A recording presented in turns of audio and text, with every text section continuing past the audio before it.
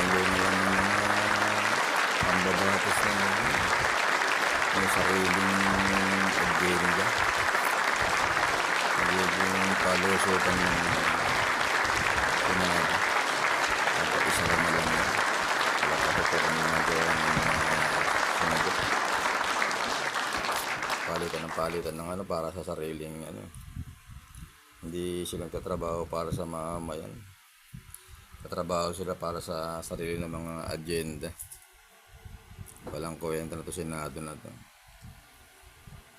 Kumano si Tito Soto nagsalita na ano ang aim ni Cayetano sa pagkudita ng Senate President para sa impeachment. May sariling agenda, hindi para sa Pilipino yung ginagawa mga walang iya.